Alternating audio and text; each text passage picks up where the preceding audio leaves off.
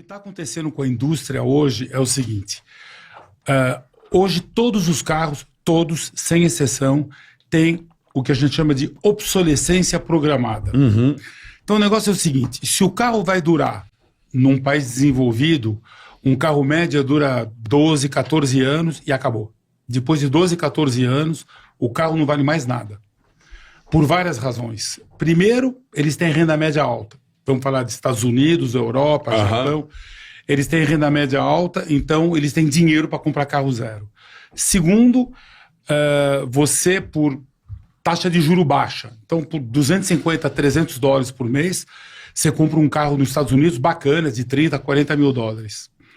E terceiro, em um monte de países desenvolvidos, eles fazem o que o Brasil tentou fazer e nunca conseguiu, que é o Proconv, que é o seguinte, quando o carro começa a envelhecer, a cada 2 anos, ou a cada ano, ou a cada 3 anos, você tem que levar teu carro numa empresa que verifica se teu carro está bom para rodar, e o carro, depois de 10, 12 anos, na Europa, quando você leva teu carro num lugar desse, ou você gasta 3, 4 mil euros e você pode continuar rodando com o carro, e o carro vale isso, ou você larga o carro num lugar, vende para qualquer um e acabou.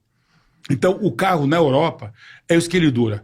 Ele é feito para durar 12, 14 anos e depois, como a gente conhece bem a resistência dos materiais, um monte de coisa começa a, vamos dizer, a quebrar no carro. Então, por exemplo, para que eu vou colocar um botão de ar-condicionado que dura 30 anos se o carro vai durar 15? Por que eu coloco um botão de vidro elétrico que vai durar 30 anos se o carro vai durar 15? Então eu vou piorando a qualidade do material até chegar num ponto onde tudo pifa ao mesmo tempo. Isso se chama obsolescência programada. Então, mas as montadoras estudam isso o tempo todo? O tempo, para você ter uma ideia, na GM funciona assim, funcionava até uns 10 anos atrás. Se você faz um carro e o carro começa a vender mais do que o programado, quer dizer que você fez um carro bom demais pelo preço que você está vendendo. Uhum. Eles ficam insatisfeitos.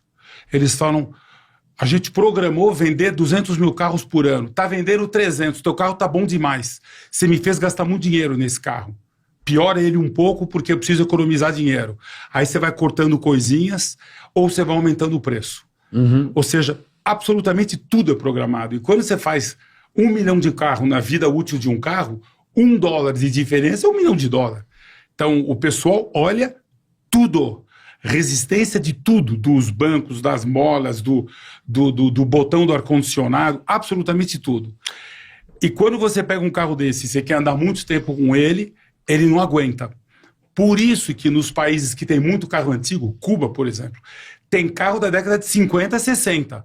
Não tem carro da década de 80, porque o carro da década de 80 não aguenta. Entendi. Nem de 90, né? Não aguenta, porque ele custa mais barato, em dólar constante ele custa bem mais barato, mas antigamente liquidificador, o botão do liquidificador durava 50 anos em baquelite, mas o liquidificador depois de 3 anos você troca.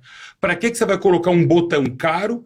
Também o liquidificador hoje é muito mais barato do que era. Então tem essa obsolescência programada. Você sabe onde eu vi isso, Carioca?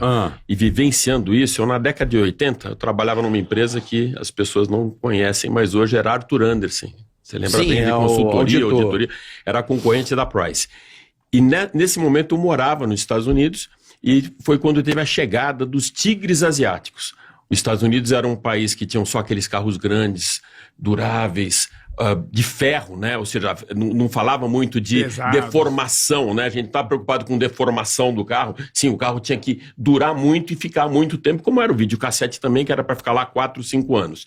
E teve essa virada de chave com a chegada dos tigres asiáticos, quando a Toyota chegou lá, ou seja, os carros começaram a chegar mais descartáveis, vendendo muito, com mais compactos, mais econômicos, mas ainda numa época que ninguém se preocupava com o custo do petróleo.